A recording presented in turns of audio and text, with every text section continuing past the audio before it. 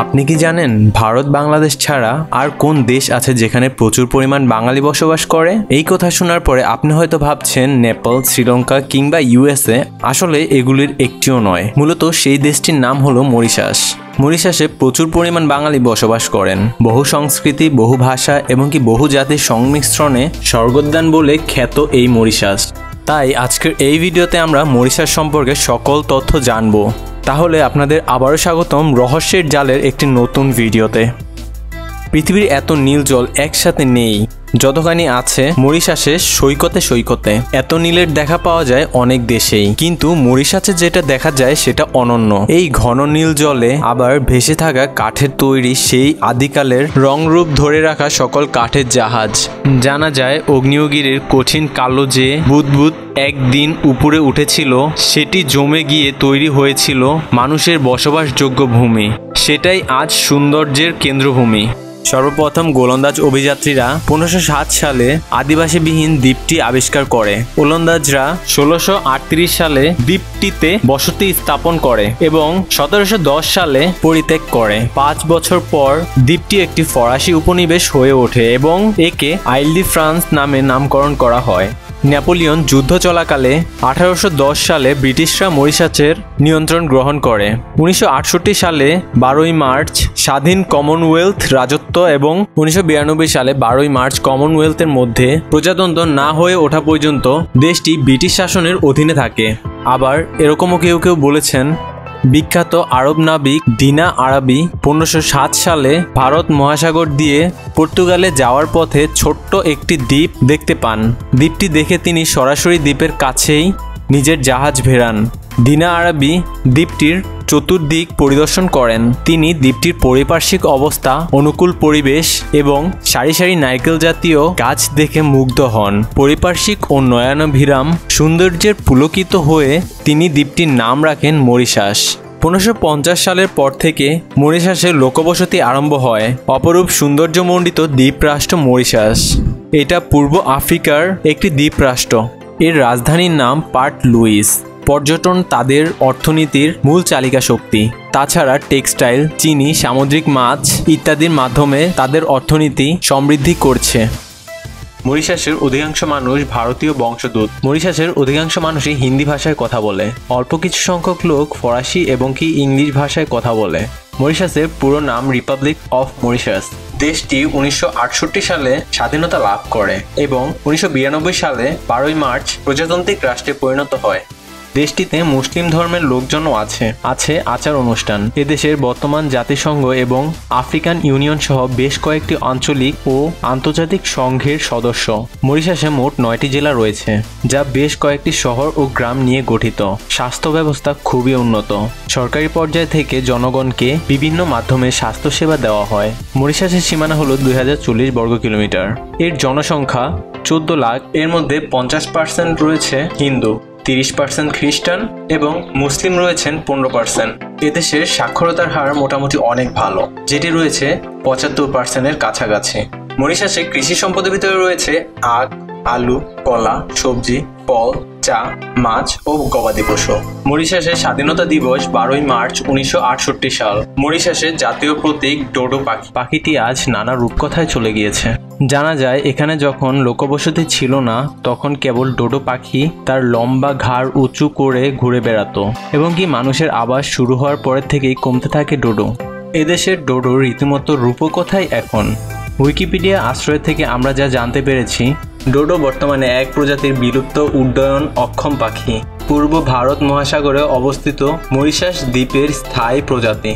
জিনগতভাবে আরেক বিলুপ্ত প্রজাতি রেড্রিগেজ সলিটিয়ারের নিকটতম আত্মীয়। মুরগি ও হাঁসের কাছাকাছি চেহারা সূত্রে এ পাখিটি পৃথিবীর আর কোথাও দেখতে পাওয়া যায় না। মরিশাসের আদিবাসীরা এই পাখিটিকেই তাদের জাতীয় পাখি হিসেবে সাব্যস্ত করে নিয়েছেন। মরিশাস পাহাড়, সমুদ্র, গাছপালা, মানুষ মিলে অসাধারণ সুন্দর একটি দেশ। মরিশাসে প্রায় 45,000 বাঙালি কর্মরত। মরিশাস যখন ফ্রান্সের অধীনে ছিল, তখন এই দেশটির শিক্ষা দীক্ষা, পর্যটন, স্থাপত্য, পরিবেশ এবং বন সহ সর্বক্ষেত্রে ব্যাপক উন্নয়ন সাধিত হয়েছে। মরিশাসে মাত্র 2টি ঋতু আছে, বর্ষাকাল ও গ্রীষ্মকাল। সারা বছর দেশের গড় তাপমাত্রা 25 ডিগ্রি সেলসিয়াস থাকে। এক কথায় বলা যায় পুরো মরিশাসই খুব সুন্দর। তবুও কোন কোন স্থানগুলি অধিক আকর্ষণীয় সেগুলি সম্পর্কে জেনে নেওয়া যাক। প্রথমেই গ্র্যান্ড বেসিন। সমুদ্রপৃষ্ঠ থেকে 1800 ফুট উঁচুতে গ্র্যান্ড বেসিন একটি চমৎকার। এটি মরিশাস দ্বীপের সবচেয়ে পবিত্র হিন্দু এলাকা। এখানে দেবতা শিবের একটি মন্দির রয়েছে। বিশ্বাস করা হয় হ্রদটির পানি ভারতের পবিত্র গঙ্গা নদী থেকে এসেছে এবং মানুষ তাদের আবাসস্থল থেকে পায়ে হেঁটে এখানে আসে মহা শিবরাত্রি উদযাপন করতে। এখানে 2007 সালে 108 ফুট উচ্চতার শিব মূর্তি স্থাপন করা হয়। চ্যামডি মার্স পোর্ট লুই। আপনি চাইলে চ্যামডি মার্স রেস কোর্সে কাটাতে পারবেন একটি বিকেল। এটি দক্ষিণ গোলার্ধের সবচেয়ে পুরাতন রেসকোর্স ময়দান। আর যদি আপনি চান আপনার দিনটি স্মরণীয়ভাবে করে রাখতে, তাহলে ঘোড়ার উপরে ব্যাট লাগাতে পারেন দারুণ এক মগ কফি খেতে খেতে। আপনি যদি ঘোড়দৌড় প্রেমী নাও হন, চ্যামডি মার্স এর বৈদ্যুতিক আলোর ঝলকানি আপনাকে নিশ্চিত মুগ্ধ করবে। ক্যামরেল ওয়াটারফল। ক্যামরেল মরিশাসের সবচেয়ে উঁচু জলপ্রপাত। এর উচ্চতা প্রায় 100 মিটার। এই প্রাকৃতিক জায়গাটি মুহূর্তের মধ্যে আপনার মনকে সতেজ এবং কি ভালো করে দেবে। আর আপনি যদি সেলফি লাভার হন, তাহলে আপনার অবশ্যই এখানে যেয়ে সেলফি নেওয়া উচিত, কেননা এটি ছবি তোলার জন্য সবচেয়ে পারফেক্ট একটি জায়গা। 100 মিটার নিচে জলপ্রপাতটি যে পুকুর তৈরি করেছে তার সৌন্দর্য শ্বাসরুদ্ধকর। এখানে আপনি আরও একটি জিনিস দেখতে পারবেন, সেটি হলো 7 কালার আর্ট, যেখানে দেখা মিলবে লাল, বাদামি এবং বেগুনি রঙের এক বালির আস্তরণ। এই রঙিন বালুকাবেলা তৈরি হয়েছে আগ্নেয় শিলা থেকে, যা ভিন্ন ভিন্ন তাপমাত্রায় শীতল হয়েছে, বালির সাথে মিশেছে আর সর্বশেষে বিভিন্ন রং ধারণ করেছে।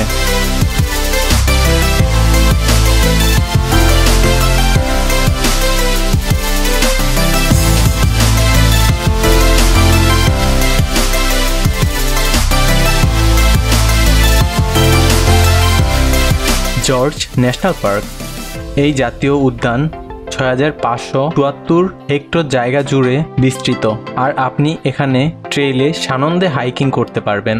আর তার সাথে সাথে আপনারা দেখতে পারবেন বন এবং বন্যজীবন। ঘন এই বনটিতে আছে 300 প্রজাতির ফুলের গাছ। আপনি ভাগ্যবান হলে দেখতে পারবেন বিখ্যাত গোলাপি কবুতর, যা মরিশাসের বিলুপ্তপ্রায় পাখি।